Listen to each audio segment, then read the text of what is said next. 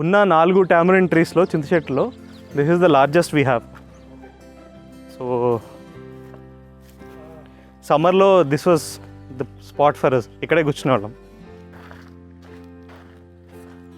Want to swing?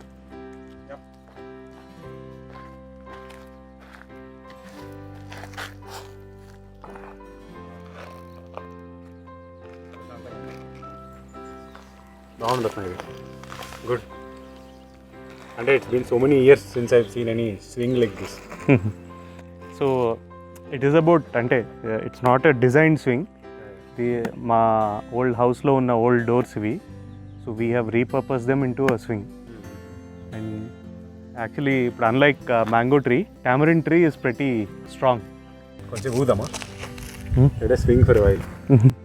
So సమ్మర్లో we all slept under this tree.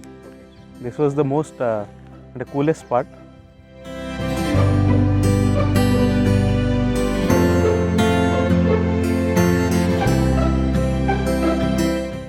That brings me to the question, what is Ikigai like?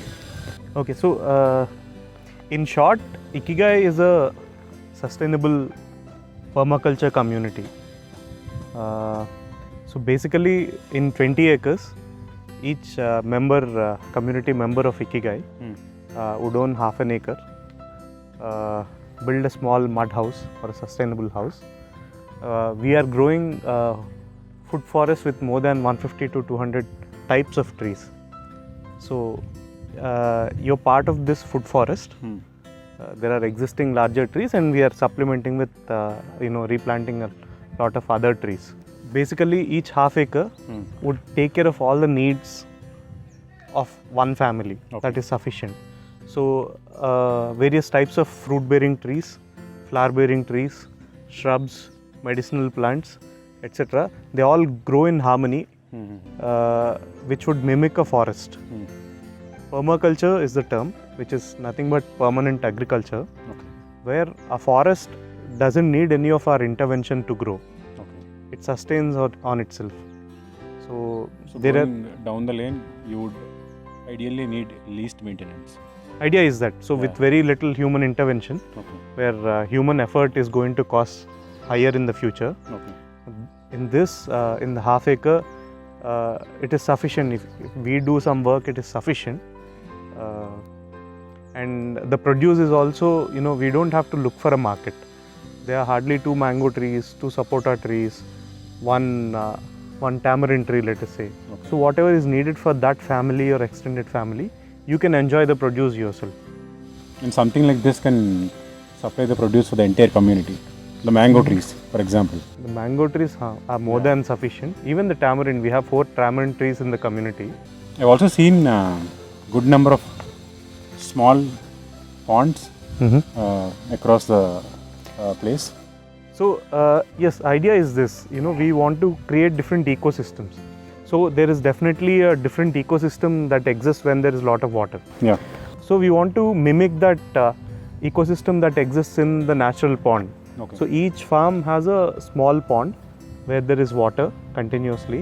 So there are amphibian species, there are fishes, and for them the birds come. There are different types of trees that grow next to the pond, that survive and grow next to the pond. So let's say a weaver bird generally nests only near where there is a water body, a well or a pond. So all this ecosystem forms near the water body. So in each farm we want to create different ecosystems. The large trees, the smaller trees, sub-canopy, the shrubs, maybe the medicinal, let's say in front of the house when you walk. So by when you crush the leaves, when the wind blows over them, by the smell the mosquitoes are away. So we are going up to this detail of thinking of what to plant next to the house, what ground cover, what type of tree is needed. Maybe tamarind tree is kept away from the house. So there is a lot of traditional knowledge mixed with the modern understanding of science. Together we are designing. But I guess all this is possible only because of the abundance of water here, right? Because if there is little scarcity of water, not a lot of this is possible. Yes, maybe we would have to design very differently where there is scarcity of water. But here the groundwater table is so high, that we are being very ambitious on what we want to plant and how much we want to plant. I think 2 years down the line, this would be a very thick forest. Okay. That's actually cool. Do you want to show your groundwater table? Yes. Let's go.